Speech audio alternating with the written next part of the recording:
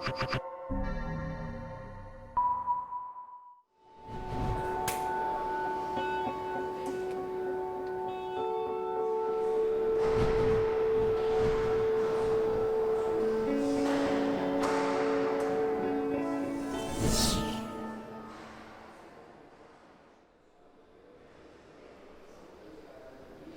les ateliers, au départ, quelque chose a émergé qui a été de l'ordre du témoignage et qui représente beaucoup le secteur hospitalier, mais pas que. Ça prend aussi en considération une pluralité de métiers plus importante. Les métiers de l'humain, on appelle ça. Ces gens-là proposaient de partir de l'expérience de travail des soignants, mais pas seulement, des usagers, de plein de gens autour qui contribuent à ce système de santé. Alors, enfin, en tout cas, ce qui est important pour nous, de ce qu'on va essayer de retrouver dans ces ateliers, c'est la question de qu'est-ce que c'est que le soin, en fait.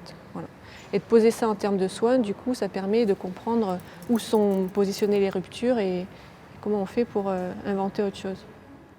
C'est pour cela, aujourd'hui, qu'on se bat, en fait, sur le terrain, donc que ce soit pour faire évoluer nos compétences de travail, que ce soit dans des groupes de formation ou là, les ateliers comme à Marseille, où on discute et on échange sur cette façon de remettre l'humain en fait, dans le cœur du soin et ce soin qu'il soit adapté en fonction des besoins en fait, de l'humain, ce qui n'est pas du tout le cas aujourd'hui. Il y a des choses qui ont évolué et qui sont mieux. On prend plus en charge la douleur, par exemple, par rapport à il y a 20 ans. Sauf qu'en même temps, au lieu de penser les choses par individu, on a en fait un système qui est le même pour tout le monde, quoi. Quelque chose, un protocole. La qualité du soin, pour moi, elle va dépendre aussi de la personne qui va le faire. Et puis, il n'y a pas seulement le chirurgien, après c'est aussi les aides-soignantes et les infirmières aussi. Le but de cette journée, c'est de pouvoir remettre au goût du jour nos compétences de soignants pour qu'elles soient remises lors du soin au mieux pour le patient. Je m'explique. Remettre au goût du jour nos compétences, c'est tout ce qu'on fait déjà sur notre lieu de travail en glissement de tâches, donc qui sont des tâches qui ne sont pas reconnues, c'est de les mettre au goût du jour, en fait, de nous les remettre sur un palier de compétences, déjà pour gagner plus d'argent, ce qui va redonner une attractivité à l'hôpital au niveau de ses soignants. Et si on prend juste pour le soigner, qu'il se sente en réalité considéré lorsqu'il est malade, ce qui n'est pas le cas aujourd'hui, malgré les efforts qu'on y fait. Il y a toute une partie du travail invisible qui n'est pas prise en considération.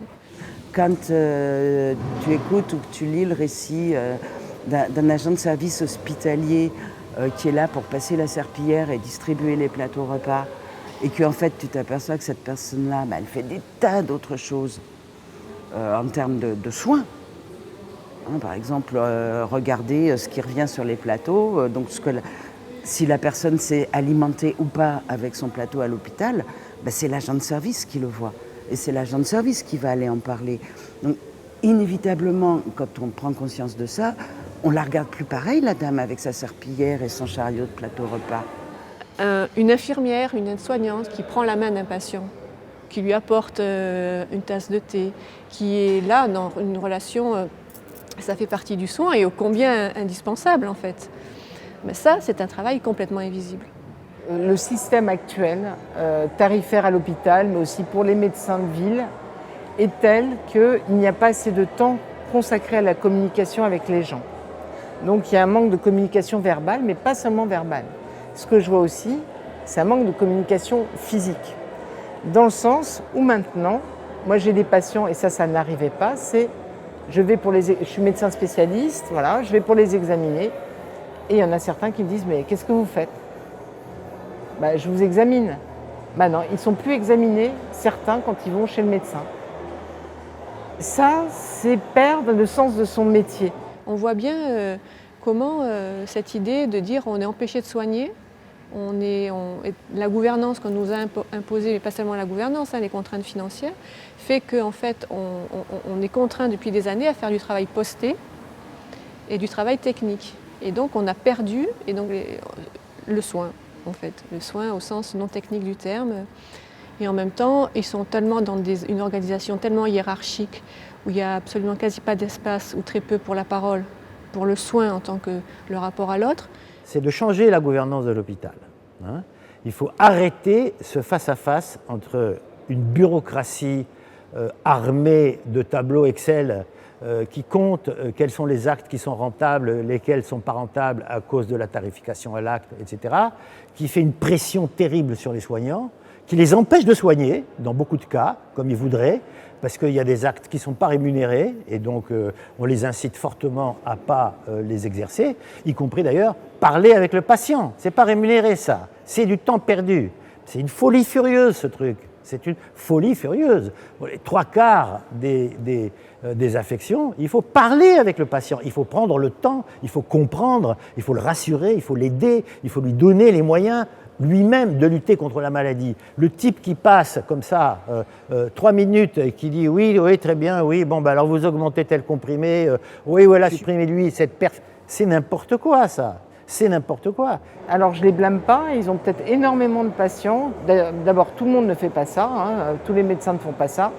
Mais ceux qui font ça, peut-être qu'ils sont désabusés ou bien qu'ils ont trop de patients, mais il n'empêche que là, il y a une dimension humaine, que ce soit dans la communication non seulement verbale, mais aussi physique, qui est en train de se perdre. Et nous, on n'est pas seulement là pour faire des ordonnances de médicaments qui font marcher l'industrie pharmaceutique. On essaye de nous vendre les outils digitaux actuellement, en parlant de télémédecine, téléconsultation, qui peuvent rendre de grands services dans certaines spécialités et dans certaines activités ciblées. Mais la téléconsultation dont on nous vante les mérites, c'est c'est du brin en barre, c'est de la merde en barre. C'est-à-dire que c'est pas de la bonne qualité, en général. On ne peut pas faire ça tout le temps, ça peut aider dans certaines situations de crise, etc. Mais la téléconsultation, c'est quoi? C'est au téléphone et en visuel, le patient.